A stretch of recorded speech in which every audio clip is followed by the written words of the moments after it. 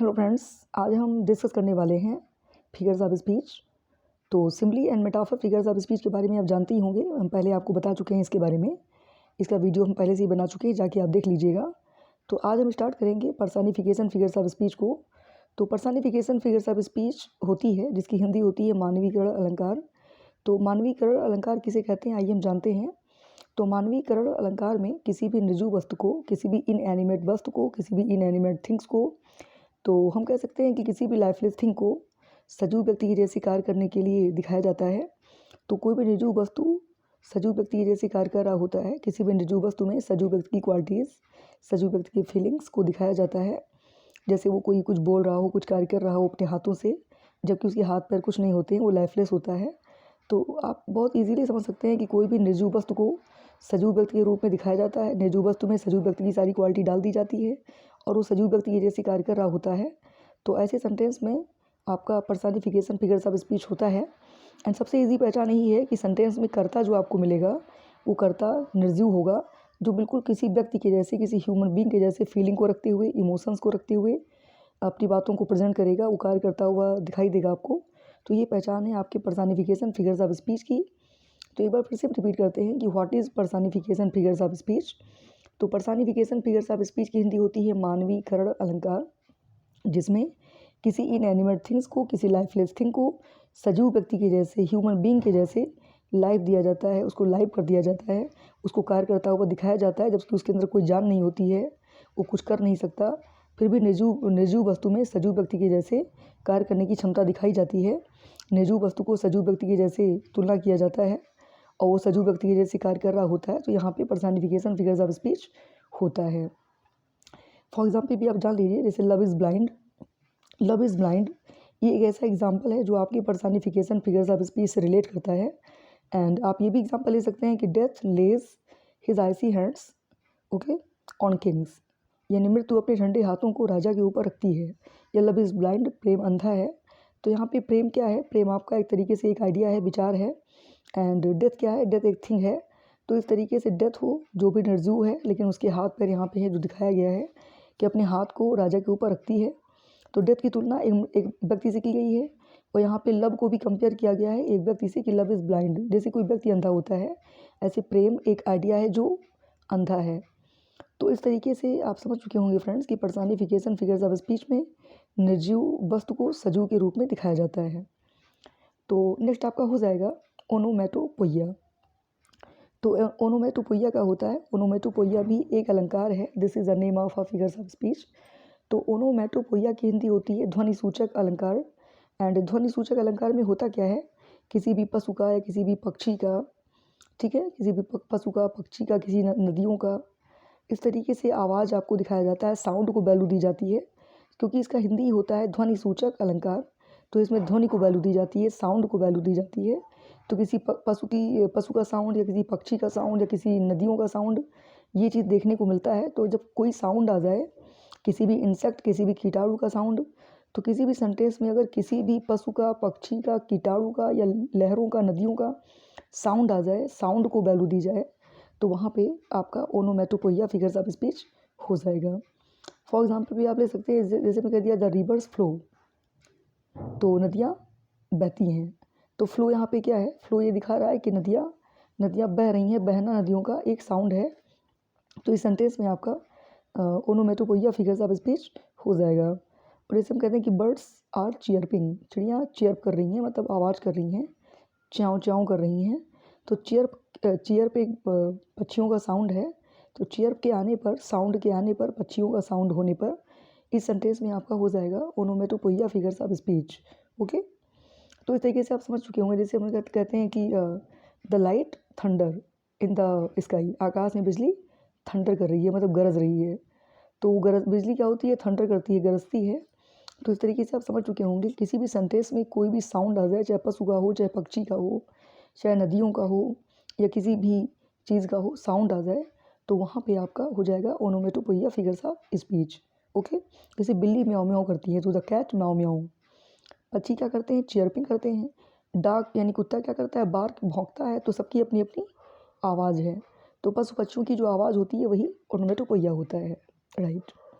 And अब कौन सा आपका फिगर्स ऑफ स्पीच आ जाएगा, तो आपका फिगर्स ऑफ स्पीच है अलिटरेशन। अलिटरेशन बहुत ही फेमस फिगर्स ऑफ स्पीच है। एंड अलिटरेशन की हिंदी होती है अनुप्रास अलंकार, और इसका बिल्कुल सेम एक होता है एजोनेंस। एजोनेंस भी एक अलंकार है जो बिल्कुल अलिटरेशन के जैसे ही होता है, बट दोनों का पहचान में थोड़ा सा डिफरेंस है। क्या डिफरेंस है आइए हम जानते हैं। अलिटरेशन जिसकी हिंदी तो होती है अनुप्रास अलंकार, जो अनुप्रास अलंकार की डेफिनेशन आपको जानना है, लेकिन थोड़ा सा डिफरेंट हो जाएगा। इसमें कॉन्सोनेंट को वैल्यू दी जाती है, अलिटरेशन में कॉन्सोनेंट को वैल्यू दी जाती है, एंड एजोनेंस में वावल को वैल्यू दी जाती है, यानी स्वर को वैल्यू दी जाती है। फिर से आप शायद नहीं समझ पाए, तो फिर से बार मैं रिपीट करती हूँ। अलिटरेशन फिगर्स ऑफ स्पीच में कॉन्सोनेंट को यानी व्यंजन को वैल्यू दी जाती है। जब किसी भी सेंटेंस में दो या दो से अधिक, कम से कम दो होने चाहिए, तो कम से कम दो या दो से अधिक शब्द आ जाएँ, और शब्दों की स्टार्टिंग का जो अक्षर हो, जो लेटर हो, वो सेम हो, और क्या हो, व्यंजन हो, कॉन्सोनेंट हो, तो ऐसे सेंटेंस में आपका हो जाएगा alliteration figures of speech. And जो एजोनेंस है, एजोनेंस कैसा फिगर्स ऑफ स्पीच है, तो एजोनेंस में भी आपका एक ही सेंटेंस में दो, कम से कम दो या दो से अधिक शब्द आएंगे ऐसे, जिनके स्टार्ट के जो अक्षर हैं वो मैच करेंगे, बिल्कुल मिलते होंगे, बट वो स्वर होने चाहिए, यानी वावल होने चाहिए। अगर वावल से स्टार्ट है आपके दो या दो से अधिक शब्दों का पहला अक्षर, तो यहाँ पे हो जाएगा एजोनेंस। अगर दो या दो से अधिक शब्दों का पहला अक्षर आपका व्यंजन से स्टार्ट है, सेम ही व्यंजन से, एक ही व्यंजन से, जैसे सब में एस एस एस आ जाए, सब में डी डी डी आ जाए, तो इस तरीके से हर शब्द का पहला अक्षर डी हो, हर शब्द का पहला अक्षर एस हो, तो ऐसे में हो जाएगा अगर व्यंजन है तो हो जाएगा अलिटरेशन, अगर स्वर है तो हो जाएगा एजोनेंस। ये दोनों का अंतर है अलिटरेशन एंड एजोनेंस में। एंड ऐसे ही ऑक्सीमोरोन फिगर्स ऑफ स्पीच एक है जो बहुत फेमस होता है, ऑक्सीमोरोन। ऑक्सीमोरोन की हिंदी होती है विरोधाभास अलंकार।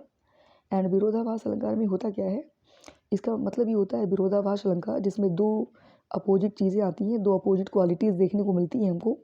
एक ही सेंटेंस में एक व्यक्ति की दो अलग अलग डिफरेंट क्वालिटी होंगी, एक ही व्यक्ति के दो डिफरेंट अपोजिट क्वालिटीज़ को दिखाया जाएगा। जैसे मैंने कहा Ram is honest as well as dishonest, यानी राम ऑनेस्ट भी है और डिसऑनेस्ट भी है।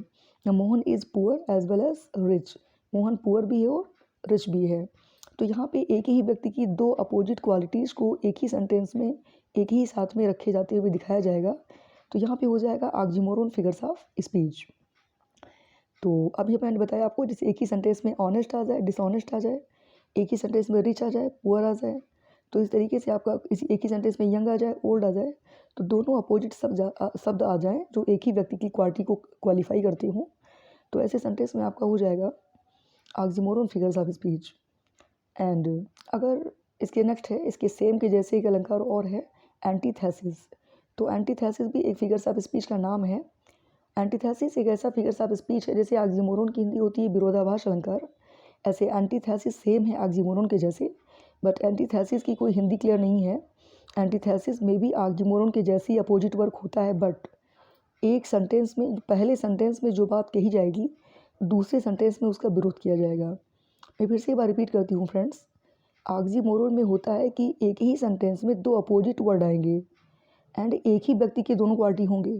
जैसे राम है तो राम रिच भी है और पुअर भी है, राम ऑनेस्ट भी है तो डिसऑनेस्ट भी है। बट एंटीथेसिस में ऐसा नहीं है। एंटीथेसिस में पहले सेंटेंस में जो बात की जाएगी, सेकंड सेंटेंस में उसका अपोजिशन किया जाएगा, यानी विरोध किया जाएगा। जैसे हम पहले सेंटेंस में कहते हैं गॉड अप्रूव्स, है ना, और दूसरे में कह दिया, पहले में कह दिया God proposes, and second sentence में कह दिया गॉड डिस्पोजेज या मैन डिस्पोजेज। तो इस तरीके से पहले सेंटेंस में आपका अपोजिट आ गया एंड सेकंड सेंटेंस में डिस्पोजेज आ गया, तो दोनों एक दूसरे का अपोजिट हो जाएगा। एंड पहले सेंटेंस में अपोज किया जा रहा है, दूसरे में डिस्पोज किया जा रहा है, तो इस तरीके से दोनों सेंटेंस में पहले सेंटेंस दूसरे सेंटेंस का विरोध कर रहा है, दोनों में अलग अलग डिफरेंट बातें की जा रही हैं, अपोजिट बातें की जा रही हैं। तो ऐसे जब अपोजिट आ जाए सेंटेंस, जब जहाँ पे दो सेंटेंस हो, दोनों में अपोजिट बात की जाए, तो आप कहेंगे एंटीथेसिस, राइट फ्रेंड्स। एंड अब कौन सा फिगर्स ऑफ स्पीच आपका हो जाएगा, तो एपोस्ट्रॉफी का नाम आपने बहुत सुना होगा। एपोस्ट्रॉफी भी फिगर्स ऑफ स्पीच का नाम है, एंड बहुत ही फेमस फिगर्स ऑफ स्पीच है, बहुत ज़्यादा इसका यूज किया जाता है सेंटेंसों में। एंड एपोस्ट्रॉफी में होता क्या है, एपोस्ट्रॉफी जो एक फिगर्स ऑफ स्पीच का नाम है, एपोस्ट्रॉफी एक फिगर्स ऑफ स्पीच है जिसमें किसी भी एब्सेंट पर्सन को, किसी भी अनुपस्थित व्यक्ति को, किसी भी निर्जीव वस्तु को, है ना, संबोधित किया जाता है, एड्रेस किया जाता है किसी सजीव व्यक्ति के जैसे, या किसी निर्जीव वस्तु को, या किसी एब्सेंट व्यक्ति को। जो व्यक्ति मर चुका हो, एब्सेंट हो, या आपके सामने प्रेजेंट नहीं है, एब्सेंट है, तो किसी भी अनुपस्थित व्यक्ति को या किसी भी निर्जीव वस्तु को एड्रेस किया जाए, संकेत किया जाए, ठीक है, उसको एड्रेस किया जाए, संबोधित किया जाए, तो ऐसे सेंटेंस में एपॉस्ट्रॉफी फिगर्स ऑफ स्पीच होता है। एंड अगर आपका सेंटेंस जिसमें एपॉस्ट्रॉफी फिगर्स ऑफ स्पीच है, तो एपॉस्ट्रॉफी की पहचान भी है फ्रेंड्स। एपॉस्ट्रॉफी का चिन्ह होता है ऑप्टेटिव मार्क के जैसे, एक लंबी डंडी नीचे डॉट। तो अगर सेंटेंस में एपॉस्ट्रॉफी फिगर्स ऑफ स्पीच का यूज किया गया है, तो एपॉस्ट्रॉफी का मार्क उसमें ज़रूर आएगा, यानी एक लंबी डंडी और नीचे डॉट करके एक ये चिन्ह जरूर आएगा, जो एपॉस्ट्रॉफी फिगर्स ऑफ स्पीच का मार्क होता है, चिन्ह होता है। ओके, जैसे ओ वर्ल्ड, ओ लाइफ, ओ टाइम। तो ओ वर्ल्ड के बगल में आपका एक ऑप्टेटिव मार्क हो जाएगा, ओ लाइफ के बगल में ऑप्टेटिव मार्क हो जाएगा, एंड ओ टाइम के जस्ट बगल में ऑप्टेटिव मार्क हो जाएगा। तो इस तरीके से एपॉस्ट्रॉफी फिगर्स ऑफ स्पीच में आपको ऑप्टेटिव मार्क, जो एपॉस्ट्रॉफी का मार्क होता है, वो देखने को मिलेगा। तो मैंने कहा ओ वर्ल्ड यानी हे संसार, ओ टाइम यानी हे समय, ओ लाइफ यानी हे जीवन। तो अभी मैंने आपको बताया है कि एपॉस्ट्रॉफी में किसी भी निर्जीव वस्तु को, तो या किसी एब्सेंट व्यक्ति को, एब्सेंट पर्सन को, अनुपस्थित व्यक्ति को एड्रेस किया जाता है, संबोधित किया जाता है। जैसे मान लीजिए मैं कह दूँ ओ गांधी, हे गांधी, तो इस तरीके से गांधी जी जो एब्सेंट पर्सन में आते हैं, तो क्या हो जाएगा, यहाँ पे एपॉस्ट्रॉफी फिगर्स ऑफ स्पीच हो जाएगा।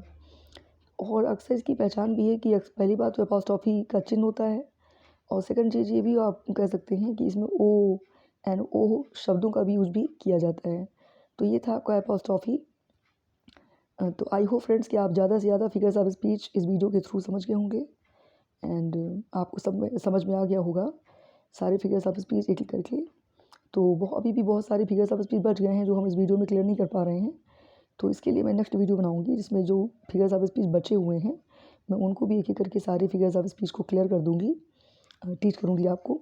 सो thank you so much, bye friends.